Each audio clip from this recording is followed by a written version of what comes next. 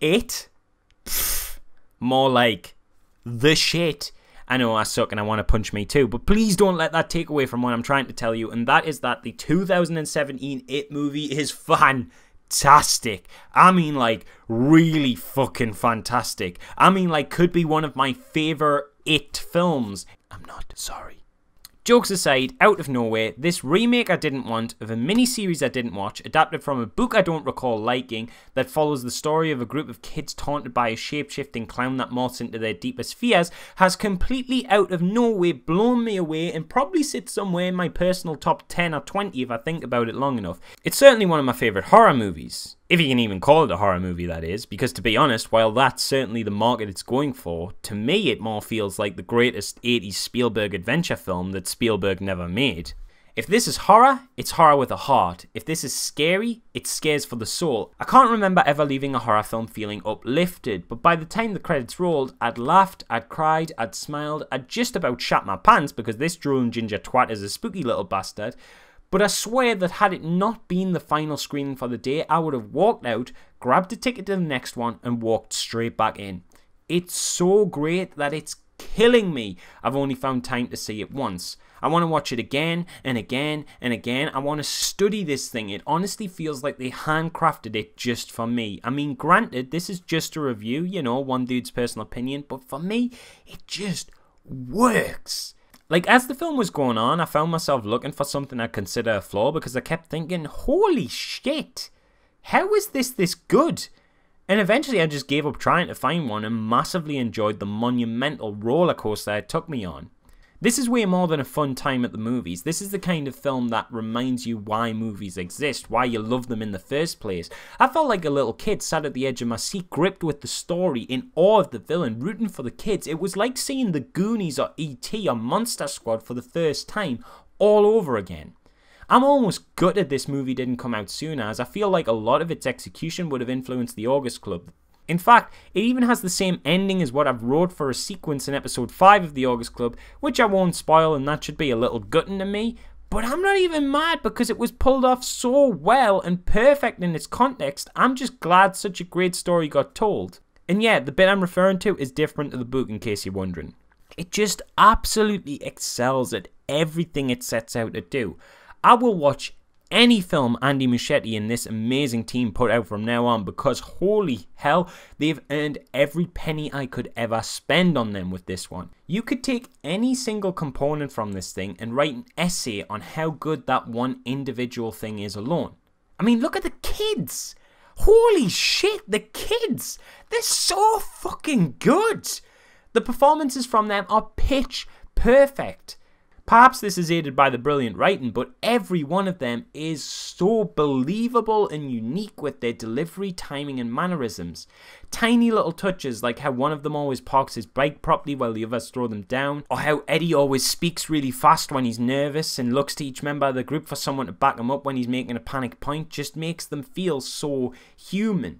They even managed to hold their own acting-wise against the titular It himself, which is saying something, as the scary bastard is played to absolute perfection by Bill Skarsgård. His depiction of It's favourite form, a dancing clown called Pennywise, has to be up there with some of the best villain portrayals ever. I'm dead serious. The way he switches effortlessly between this oddly charming but a little unnerving friendly clown to a comedic jokester to the most terrifying little shit you could possibly imagine gives him this mad, unpredictable edge. When he's on screen, you don't know whether to laugh or cry, sometimes both. And normally in horrors, it's best to leave the foes in the dark so the audience's imagination does most of the work. There's always a risk that you show too much, but with Bill here, his performance is far more unsettling than anything you could think of, so despite the massive amount of screen time, he never once loses that edge. It helps that his horror sequences are some of the most imaginative I've ever seen. I'd have been terrified at the projector sequence that was seen in the trailer if I wasn't so gleefully excited and impressed at the way they pulled it off. They really took the concept that this creature can turn into anything and poured all of their effort into thinking of ingenious ways to pull off that concept. It's so creatively executed. Like, I love the way they stabilize around the villain's movements sometimes, or skip frames just to make him feel off. You always have no idea what's coming next, as it really feels like it could be anything. Each, I guess, haunting, for lack of a better word, feeling uniquely special from the last.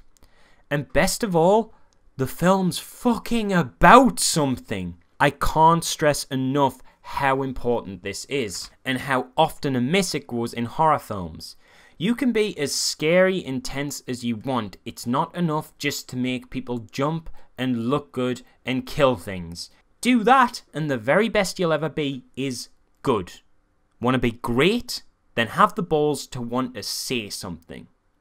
It says it's a horror film, but at its core, it's a brilliant coming-of-age drama, with strong sentiments on the powers of friendship and how that can help you cope with fear and grief. And I just want to point out, before you roll your eyes at that, because it's become pretty popular to shit on this idea as if thinking friendship is cool is somehow a bad thing now, just remember that chances are one of your favourite films is about friendship. What, you think Lord of the Rings is about armies and magic and shit? Nah, that's just the hook. It's about friendship. Back to the Future ain't about a time-traveling DeLorean. It's about these two being bros. Toy Story is about friendship. The Cornetto trilogy is about friendship. Loads of the greatest films of all time are about friendship, or family, or love. I don't get why this has become sort of a cool, edgy thing to pick on, like it's somehow more smart to want all your escapism to be miserable, malicious, misanthropic messes, where it's cool because everybody dies, or is tortured, or gets their mouth shut in, or whatever. But it firmly falls into the friends are cool yo camp, and it's all the fucking better for it. Just see it, man. It's so great, I'm actually going to pick up the book again and give it another crack. I reckon I'll just skip the massive sewer orgy scene this time though. That was odd. Now normally I'd cut the review there, but as some of you may know, I've been making a project of my own about two local kids taking on monsters called the August Club. What you may not know is I actually have a few filmmaking friends in my social circle, and before going into production on the August Club, I actually helped write 4 horror comedy episodes for one of these friends, revolved around working class people out of their comfort zone in horror environments. One episode sees 2 chavvy homeless kids get placed on house arrest at a rehabilitation halfway house, only to find that the place is haunted, but they can't escape because their ankle tags will go off.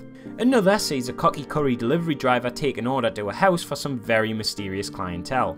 The third features a retired World War II veteran finding a surprising new enemy causing terror in his council estate, and an even more surprising new friend. Someone who's perhaps a familiar face from the August Club even. Ooh, connected universes. Spider-Man does not show up. Or does he? No, he doesn't.